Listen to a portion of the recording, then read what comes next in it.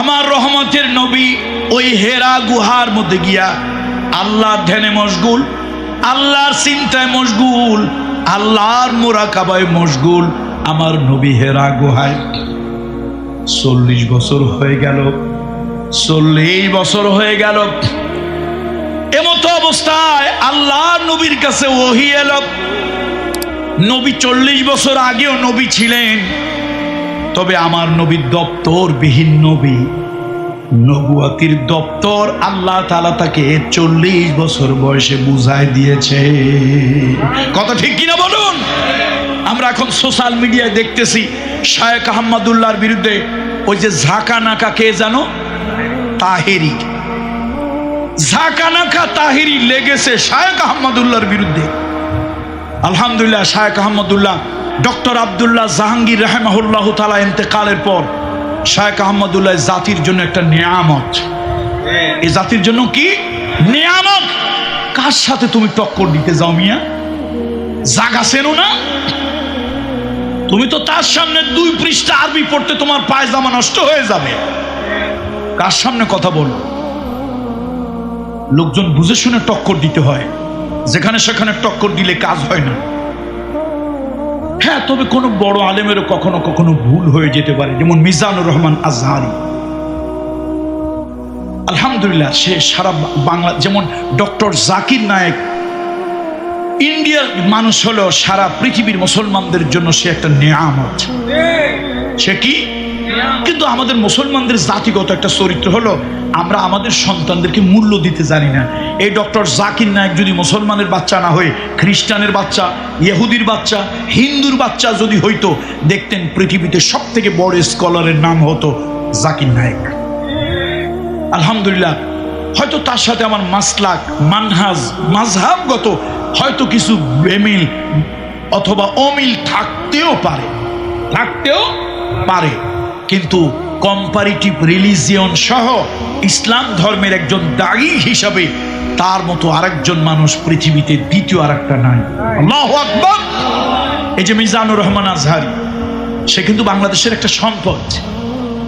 সে তার সব থেকে একটা ভালো গুণ হলো বেয়াদব না, উগ্র না, উশৃঙ্খল না। আর একটা ভালো অভ্যাস হলো, মানুষ একটু সেলিব্রিটি হলে লোকজনের সাথে কথা কয় না, ভাব ধরে থাকে, খারাপ আচরণ করে, ভালো আচরণ করে না। কিন্তু মিজানুর রহমান আজহারি আলহামদুলিল্লাহ, তার এই ভালো গুণটা, সে এত বড় সেলিব্রিটি হওয়ার পরেও কোনো মানুষের সাথে গোমরা মুখে কথা বলে না। সে মালয়েশিয়াতে, আমি মালয়েশিয়াতে আমার প্রায় 5টা-6টা মাহফিল ছিল বিভিন্ন জায়গায়। ওই যে তাকে নিয়ে যখন বিতর্ক যখন চলে, কিছু শব্দগত ভুল তার হয়েছে। দেখেন, কিতাবের ইলম এক জিনিস, মঞ্চে ময়দানে কথা বলা আর এক জিনিস। মানুষ বলতে বলতেই তো তার একটা অভ্যাস হয়, তো হয়তো 2-4টা শব্দ একটু স্লিপ অফ টং হয়েছে, অথবা যেরকম শব্দটা প্রয়োগ করতে হবে নতুন মানুষ হিসাবে মঞ্চে, ওইরকম ভাবে শব্দগুলি অত সতর্কতার সাথে প্রয়োগ করতে পারে নাই। তো এখন আমরা কি করলাম? একেবারে আদা জল খাইয়া তার বিরুদ্ধে লাগলাম। আমি যখন মালয়েশিয়াতে প্রোগ্রামে গেলাম, আমি তাকে 2-4টা পরামর্শ দিলাম। দেখেন, সে কিন্তু ইগনোর করতে পারতো, ডিনাই করতে পারতো, আমাকে ইনসাল্ট করতে পারতো। কেন? আরে আপনি কামরুল ইসলাম সাইদ, পীরজাদা পীর সাহেব, আপনার মাহফিলে কয়জন লোক হয়? আমি তো এমন সেলিব্রিটি, আমার নাম শুনলেই জনতার ভিড়, জনতার ঢল, জনতার সাগর, এটা ঠেকানো মুশকিল হয়ে যায়, প্রশাসন হিমশিম খায়। আমি আপনার কথা শুনবো কেন? অথচ আমার এত ভালো লেগেছে যে সে আমার প্রত্যেকটা কথা নসিহাত এত আদবের সাথে, এত তাজিম সম্মানের সাথে সে শুনলো। আমার হৃদয় থেকে তার জন্য দোয়া এলো। এবং এর 3 দিন না 4 দিন পরে সে একটা লাইভে এলো। সেই যে অনেক দিন আগের কথা, লাইভে এসে বলল, বাংলাদেশের একজন দায়ী, আমার কথা বললো আর কি, নাম বললো না, বাংলাদেশের একজন দায়ী, উনি মালয়েশিয়াতে প্রোগ্রামে এসেছেন, আমাকে এই বিষয়গুলো ধরিয়ে দিয়েছেন। আসলে আমার শব্দ চয়নগুলো এইভাবে না হয়ে এইভাবে হওয়া উচিত ছিল। দেখছেন, বড় মানুষের মধ্যে বিনয়টা কি সুন্দর না? এটা হলো জ্ঞানীদের গুণ, ভুল হতেই পারে মানুষের, জ্ঞানীরা সে ভুলগুলো সুন্দর করে ধরে নেয়, গ্রহণ করে। শায়েখ আহমদুল্লাহ জানি না তিনি কি বলেছেন, আমার এগুলো নিয়ে অত চিন্তা নাই। ওই যে আল্লামা জাফরি চাচা, আমাদের শ্রদ্ধাভাজন চাচা, ওনাকে একবার গিয়াসউদ্দিন তাহিরির ব্যাপারে বলা হয়েছিল, নাউজুবিল্লাহ নিয়ে বলেন আমি তার ব্যাপারে কোনো মন্তব্যই করবো না, ওই নামই আমি মুখ দিয়ে নেব না, নাউজুবিল্লাহ। তার কারণ কিছু কিছু লোক আছে তাদের ব্যাপারে কথা বললেও তাদেরকে একটু খোসা দিয়া উসায়। তসলিমা নাসরিনের নাম বললে নাম আরো বেশি প্রচার হয়, আহম্মক শরীফ, তারপর একজন আছে ষাঁড় ডক্টর জাফর ইকবাল। ষাঁড়ের নাম কি? এদেরকে যত বাড়াবেন, প্রমোট করবেন, তারা তত প্রমোট হয়ে যাবে। তো ভাই, সব জিনিস নিয়ে আমরা কথা বলতে চাই না। কিছু কিছু লোকদেরকে নিয়ে কথা বললে তাদের দাম বেড়ে যায়, ভাব বেড়ে যায়। এই জন্য বলতেছিলাম, আসুন সুন্দর একটা সমাজের কথা বলতেছিলাম। মুহাম্মদ রাসূলুল্লাহ সাল্লাল্লাহু আলাইহি ওয়াসাল্লাম তিনি 40 বছরে নবুয়ত পেয়েছেন, এটা সত্য কথা, দিবা আলোকের মতো। তিনি জন্ম থেকেই নবী, তিনি উলুল আজম পয়গম্বর।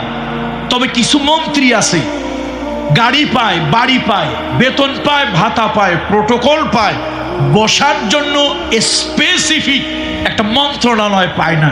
আমরা তারকে বলি কি মন্ত্রী? দপ্তরবিহীন মন্ত্রী। কি মন্ত্রী বলি? মুহাম্মদ রাসূলুল্লাহ জন্মের থেকেই নবী,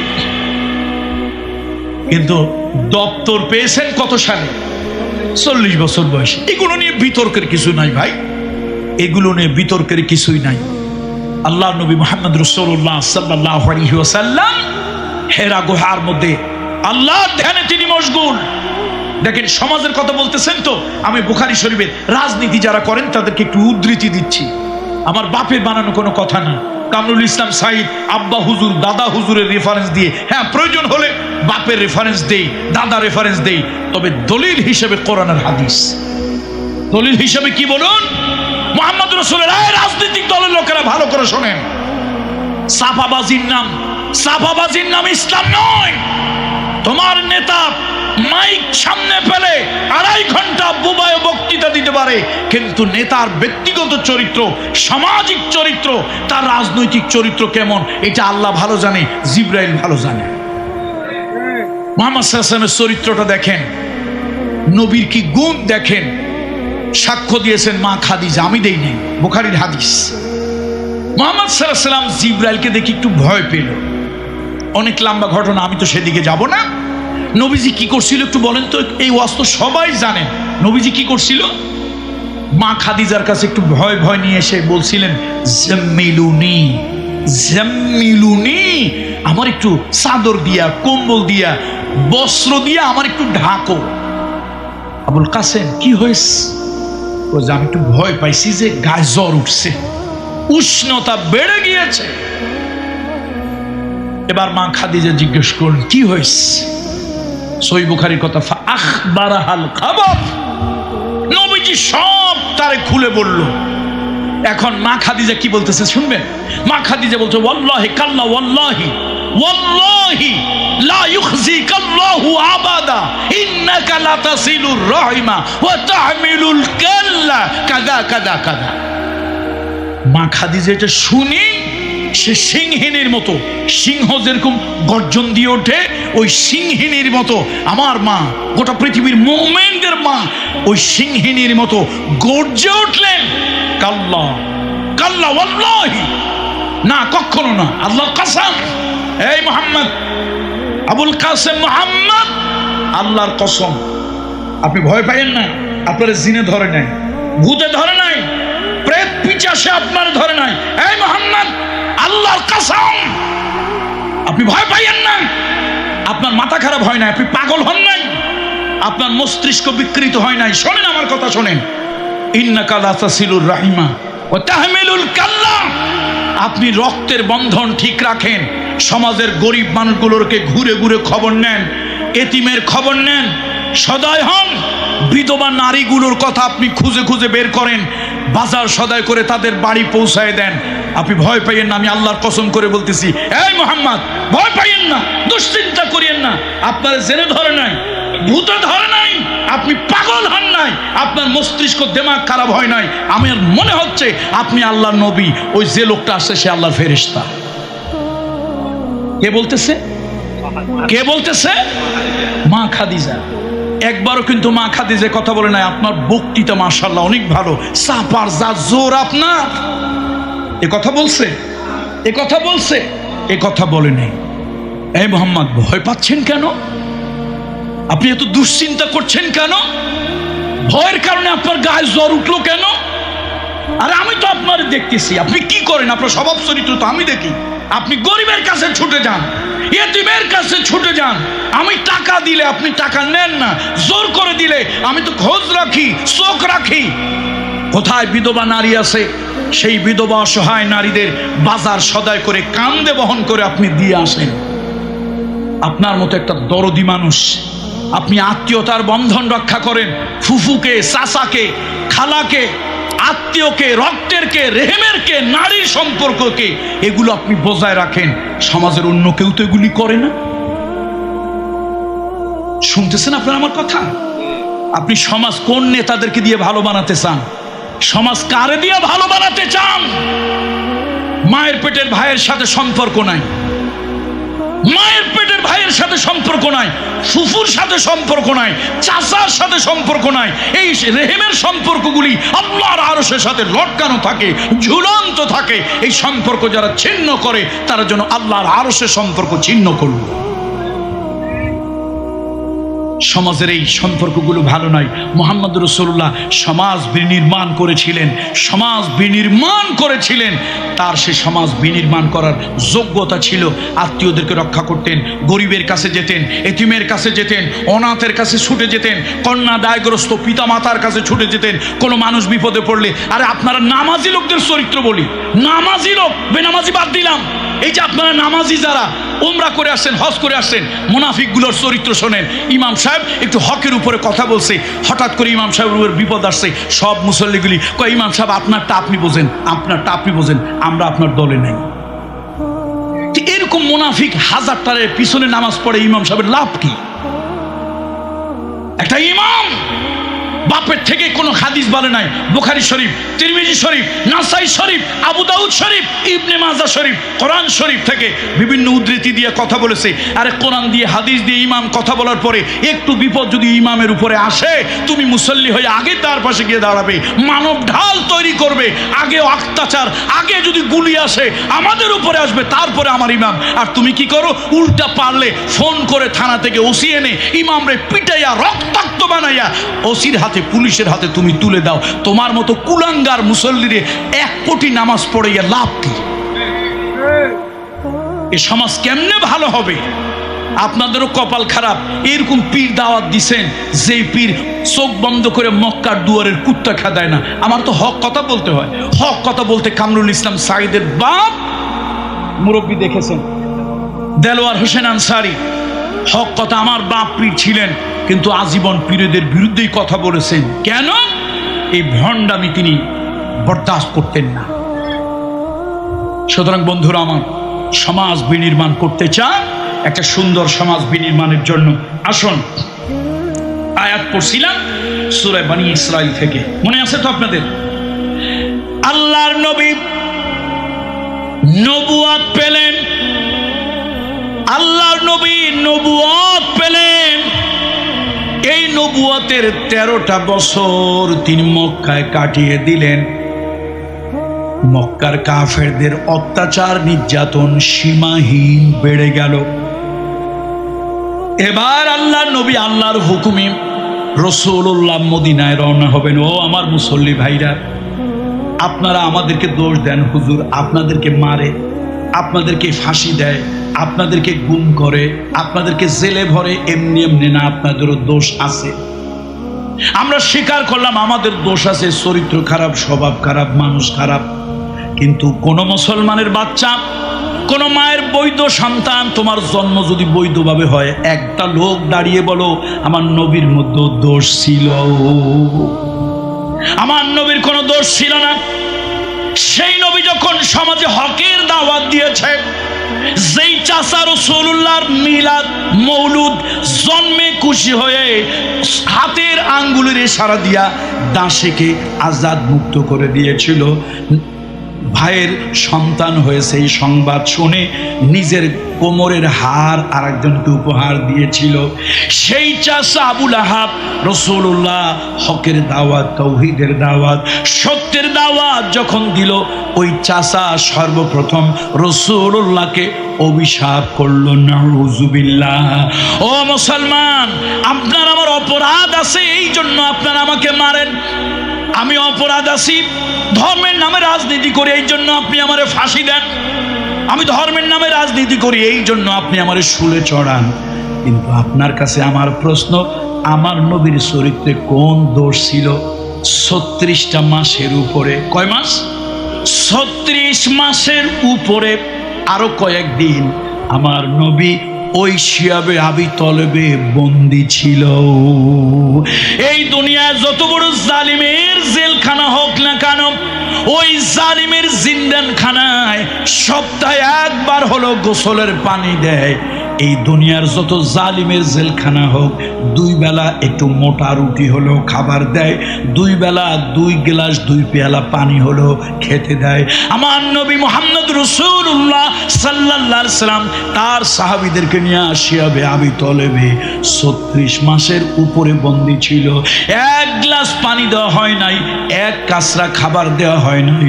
ক্ষুধার যন্ত্রণা সহ্য করতে না পেরে আমার রহমতের নবী, মানবতার যিনি মহামানব, যিনি হলো সৃষ্টির মধ্যে সর্বশ্রেষ্ঠ, সেই মহামানব আল্লাহর সাহাবী, নবীর সাহাবীদেরকে নিয়ে ঘাস খেয়েছেন, পাতা খেয়েছেন।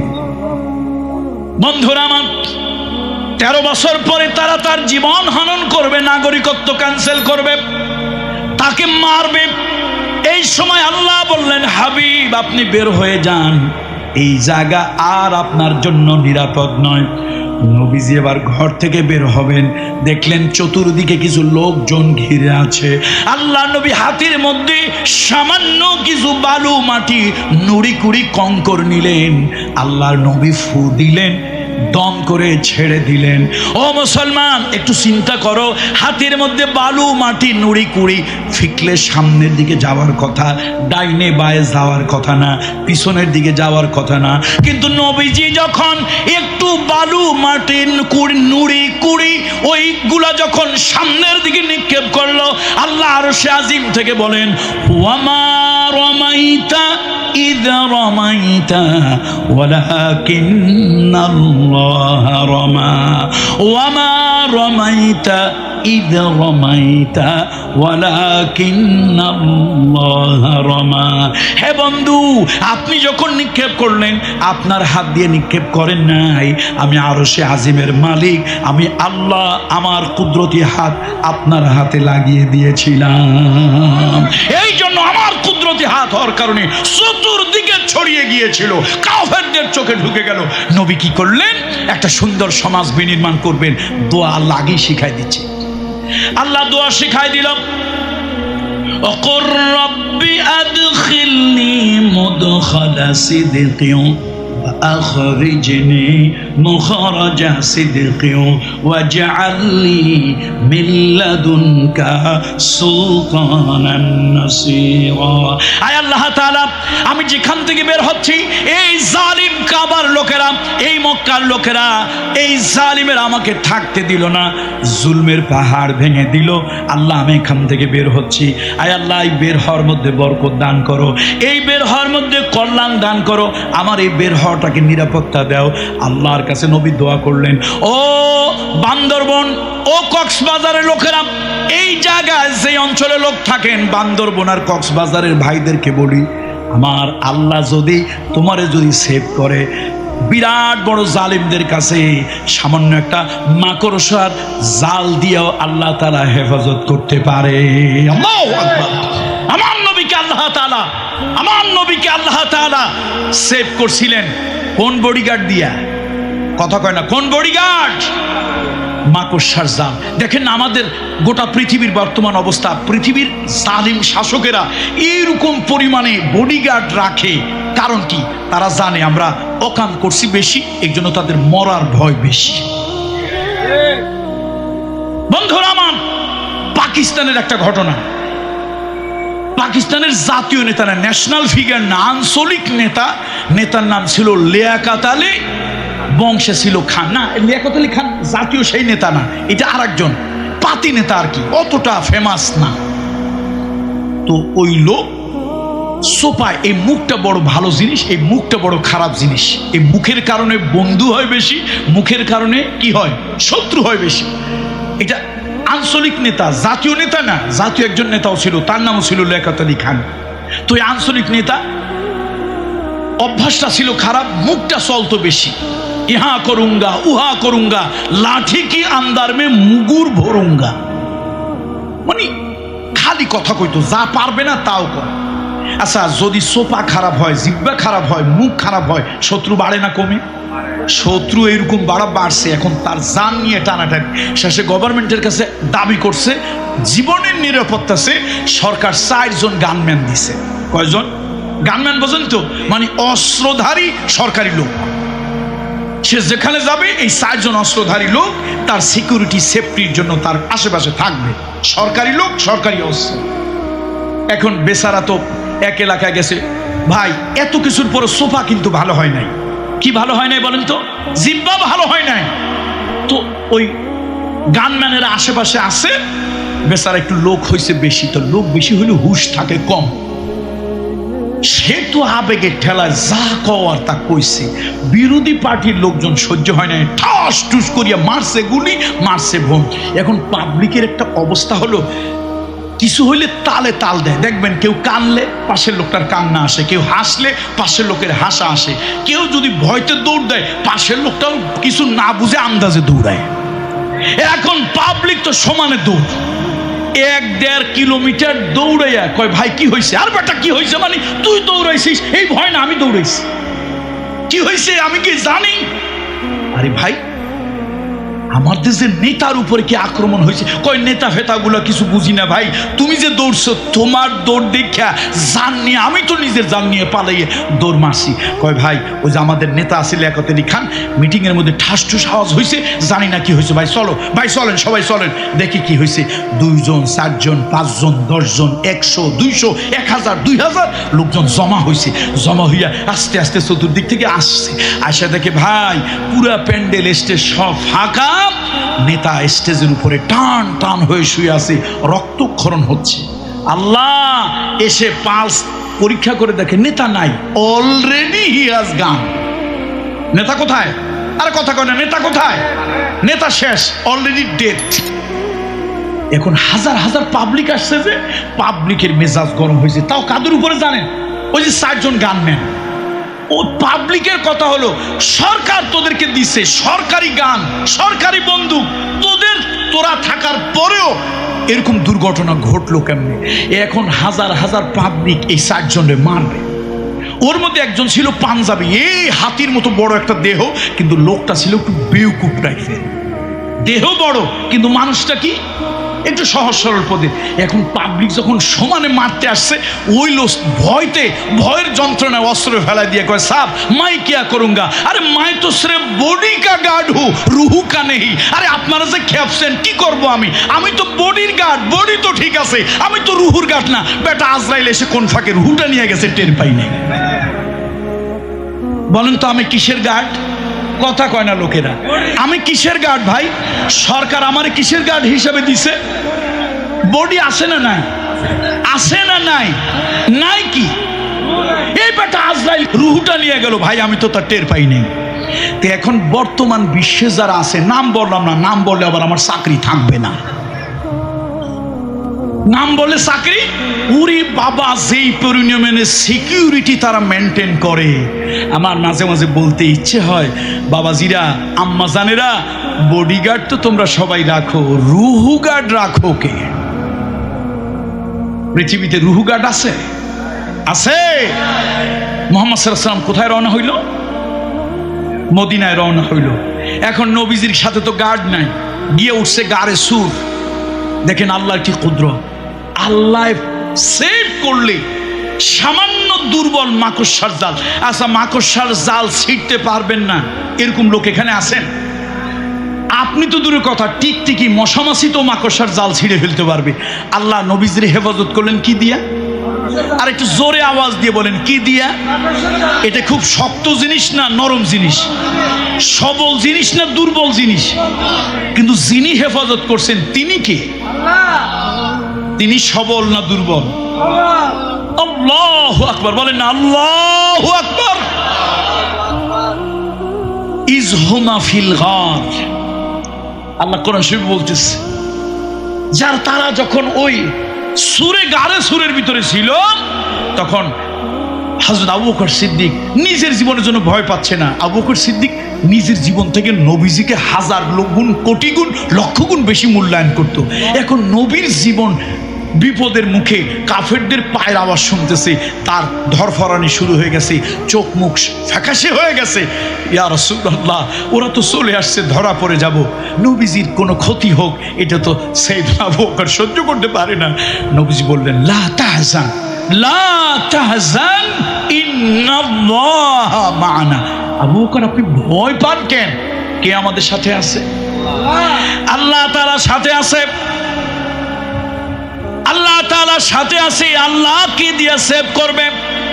ওই পাহাড়ের চূড়ায় গুহার মধ্যে ঢালু জায়গাটায় ওঠার আগে দেখলো এই পাশে একটা বড় পাথর, ওই পাশে একটা বড় পাথর, দুই পাথর থেকে টেনে টেনে মাকড়সায় জাল দিয়ে রাস্তাটারে বন্ধ করে দিয়েছে। কোথা থেকে একটা কবুতর এক কোনায় এসে কিছু খড়কুটো নিয়ে ওর মধ্যে ডিম পেড়ে রেখেছে। আল্লাহু আকবার। এখন কাফেররা কনফিউশন, হেজিটেশন, দ্বিধাদ্বন্দ্বে পড়ে গেছে। কয় উপরে উঠ, বাকিরা কয় তবু কি মাথাটা তার নষ্ট হইল? আর এই জায়গা যদি মানুষ থাকবে, মাকড়সার জাল কেমনে থাকে? মানুষ যদি থাকবে, কবুতরের ডিম কেমনে পারে? তোকে মাথাটা তো পুরো নষ্ট হয়েছে। এখন তারা তর্ক বিতর্ক লাগাইয়া শেষে কয়, চল দেখা তোকে দরকার নেই, চল এত বিতর্ক করার, আমরা যারে খুঁজি তারে পাইলি হয়েছে। সে কোথায় বলেন তো? এই মাকড়সার জালের পরে হেফাজতটা কে করতেছে? কি দিয়ে করতেছে? আল্লাহু আকবার, আল্লাহু আকবার। নবী একটা সুন্দর সমাজ বিনির্মাণের জন্য যাবেন, আল্লাহর কাছে দোয়া করতেছে, আল্লাহ আমি যেখান থেকে বের হচ্ছি এই বের হওয়াটা আমাকে নিরাপদ করো, কল্যাণের করো, যেখানে যাচ্ছি সেখানে প্রবেশ করাটা আমার জন্য কল্যাণের করো, নিরাপদ করো।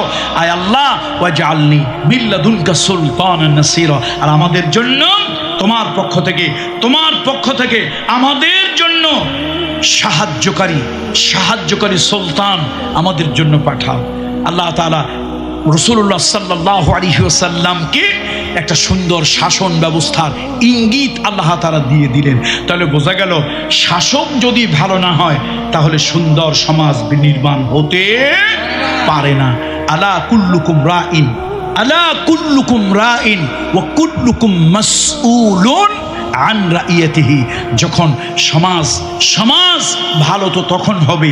এই সমাজের অভিভাবক আমি, বাবা, আমি যদি সন্তানদেরকে বন্ধু বানাই, আমি যদি সন্তানদেরকে সময় দেই, আজে বাজে আড্ডায় যেতে না দেই, আমি মা, আমি যদি আমার সন্তানদেরকে বন্ধু বানাই, মেয়েকে বান্ধবী বানাই, সময় দেই, আমি তাদের সাথে গল্প করি, নামাজের তাকিদ দেই, ভালো কাজের উৎসাহ দেই, মন্দ কাজের জন্য তাদেরকে যদি তিরস্কৃত করি, আমার সন্তান ভালো হবে ইনশাআল্লাহ, ভালো হতে বাধ্য। আমি মেম্বার, আমি সমাজের জনগণের ভোট নিয়ে মেম্বার হয়েছি। এই জনগণের সুখ দুঃখের যদি সাথী হই, আমি যদি দল দেখে, কে কোন দলের দল দেখে বিচার না করি, সবাই আমার জনগণের। এই মেম্বার সাহেবেরা, চেয়ারম্যান সাহেবেরা, শুধু নামাজ পড়ে সোয়াব পাওয়া যায় না, তাহাজ্জুদ পড়ে সোয়াব পাওয়া যায় না। আপনাদের কাজের মধ্যে সোয়াব আছে, আমি কোরআন হাতে নিয়ে কসম খেয়ে বলতে পারি। আপনারা খারাপ কাজ করেন না, চেয়ারম্যান মেম্বারদেরকে বলি, আপনারা খারাপ কাজ করেন না। একজন লোক সারা রাত তাহাজ্জুদ পড়ে সোয়াব পায়, সারা দিন রোজা রেখে সোয়াব পায়, আর আপনি চেয়ারম্যানই পরিষদে বসে, মেম্বারি পরিষদে বসে এর থেকেও কোনো অংশে সোয়াব কম কামান না। আল্লাহর হালালকে হালাল ভাবুন, আল্লাহর হারামকে ঘৃণা করুন, 5 ওয়াক্ত নামাজ পড়ুন, দলমত নির্বিশেষে জনগণকে আল্লাহর গোলাম, আল্লাহর মখলুক হিসেবে খিদমত করুন। খিদমতে খালক, ইবাদতে বেহেশত পাওয়া যায়, আর মানুষের সেবায় স্বয়ং আল্লাহকে পাওয়া যায়। মানুষের সেবায় কারে পাওয়া যায়? আমাদের দেশে ভালো মানুষ এখন চেয়ারম্যানিতে, মেম্বারিতে যেতে চায় না। কেন? আরে চেয়ারম্যান এ তো বংশ, মেম্বার এর তো বংশ। এই যে পাইকারি কথা বলা, এটা একটা কবিরা গুনাহ। কোথায় পাইলেন? সূরা হুজরাতে পেশ 49 নম্বর সূরাতুল হুজরাত। আল্লাহ তাআলা স্পষ্ট জানিয়ে দিয়েছেন, কারো ব্যাপারে হয়তো কোনো মন্তব্য করিও না, সন্দেহ করিও না, গীবাত করি লা ইয়াগতাব বা'দুকুম বা'দান।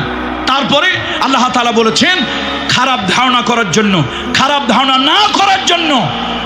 কেন? কোনো সময় জান এটা সত্যের কাছাকাছি কখনো যায় না। আন্দাজ করো না, জাসুসি করা, গোয়েন্দাগিরি করিও না। তাহলে এই যে ভালো কাজগুলি, মেম্বার সাহেব আপনি চেষ্টা করুন আপনার সমাজকে নামাজি বানানোর জন্য, চেয়ারম্যান সাহেব আপনি চেষ্টা করুন আপনার সমাজকে নামাজি বানার জন্য, প্রধানমন্ত্রী আপনি যদি মুসলমান হন, আল্লাহ আপনাকে একটা দায়িত্ব দিয়েছে। কামরুল ইসলাম সাইদ না, রাজনৈতিক কথা না, প্রতিপক্ষকে ঘায়েল করার জন্য কথা না, কথা আল্লাহর কোরআনের কথা। আমি যদি কোনো মুসলমানকে রাষ্ট্রীয় ক্ষমতা দেই, আল্লাযীনা ইম্মাক্কান্নাহুম ফিল আরদ আকামুস সালাহ, আমি আল্লাহ তাআলা যদি কোনো মুসলমানের দয়া করে ক্ষমতা দেই, সে বাদশাহ সালমানের বাচ্চাই হোক আর সে অন্য যেই হোক না কেন, আমি যদি কোনো মুসলমানকে রাষ্ট্রের ক্ষমতা দেই, নামাজ কায়েম করবে, নামাজ কায়েম করবে, যাকাত আদায় করবে, সৎ কাজের আদেশ দেবে, অসৎ কাজে বাধা প্রদান করবে, নিষেধ করবে। এই চারটা কাজ করা সমাজে তাদের আল্লাহ দায়িত্ব দিয়েছে। নাকি দায়িত্বটা আমি দিয়েছি ভাই? কে দিয়েছে? আল্লাহ দিয়েছে। সুতরাং বিশ্বের মুসলিম রাষ্ট্র তো একেবারে কম না, একেবারে কম না, কিন্তু দুর্ভাগ্য এই মুসলিম রাষ্ট্রে হকের পক্ষে কথা বলে কোনো মানুষ টিকে থাকতে পারে না। কেন? জালিমেরা সবসময় তাদের ক্ষমতার ভয় পায়, জালিমেরা সবসময় তাদের ক্ষমতার চেয়ার হারানোর ভয় পায়। তারা চিন্তা করে যদি হকের পক্ষে চলি তাহলে জনগণ আর আমাদের পক্ষে থাকবে না।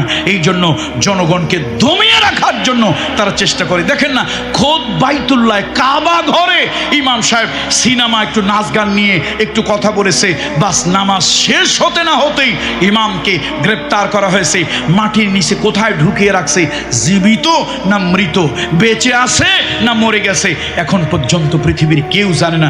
যেই ভূখণ্ডে, যেই জমিনে বালাদুল আমিনে কোরআন অবতীর্ণ হলো, সেই দেশের শাসকেরা যদি হক কথা বলার কারণে ইমামকে গুম করে দেয়, পৃথিবীর অন্যান্য জালিমরা কি করে তা তো বোঝাই যায়। এই জন্য আপনারা সাবজেক্ট দেন হুজুরদেরকে, আমাদের তো ভাই একটু বাড়ি যাইতে দেবেন নাকি রাস্তায় আমাদেরকে আটকায় রাখবেন?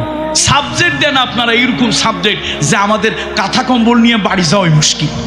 আরে সাবজেক্ট দেবেন কবরের ওয়াজ, কবরের নিচের ওয়াজ করবো, আসমানের উপরে ওয়াজ করবো, পাবলিক খুশি হইয়া মুরগির ডিম, আঙ্গুর, বেদানা, ফল যা আছে নিয়ে আসবে। এরকম পিজ্জা দায়িত্ব দরকার। ঘুষের টাকা, সুদের টাকা, হারাম খোরের টাকা, ব্যাংক ডাকাতির টাকা সব এনে দেবে। হুজুর এই নেন হাদিয়া দিলাম। আমিও চিন্তা করব 1,60,000 টাকার গরু আমি চোখ বন্ধ করে মক্কার দুয়ারের কুত্তা খেদাই, কিন্তু এমন পাগড়িওয়ালা পীর আমি। এইটা যে প্রজেক্ট ডাকাতি টাকা, এটা যে ব্যাংক ডাকাতি টাকা তা বুঝি না, বরং এই ডাকাতের মাথায় হাত দিয়ে দোয়া করি, যাও বাবা তোমার জন্য দোয়া করলাম, এরকম অকাম কুকাম যেন চিরদিন তুমি করতে পারো।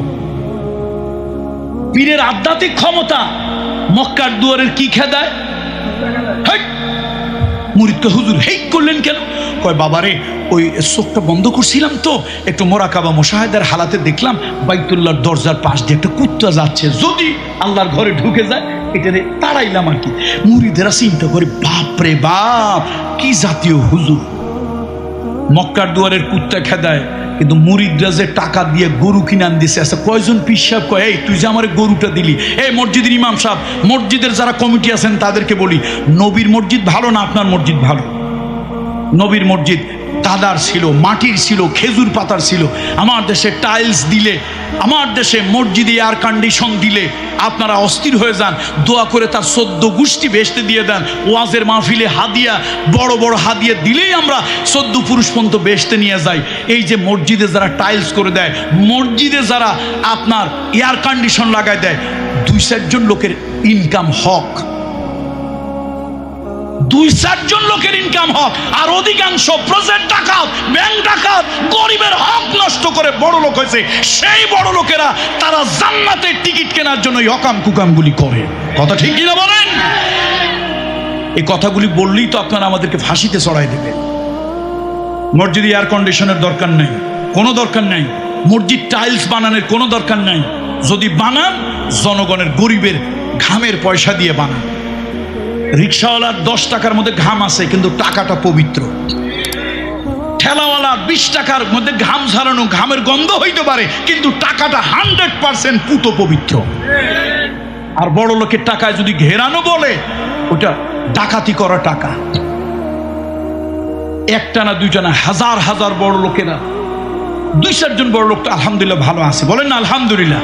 হাজার হাজার বড় লোকেরা বড় লোক হয়েছে অবৈধ পন্থায়, জাতির পয়সা মেরে, দেশের পয়সা মেরে, ব্যাংকের পয়সা মেরে।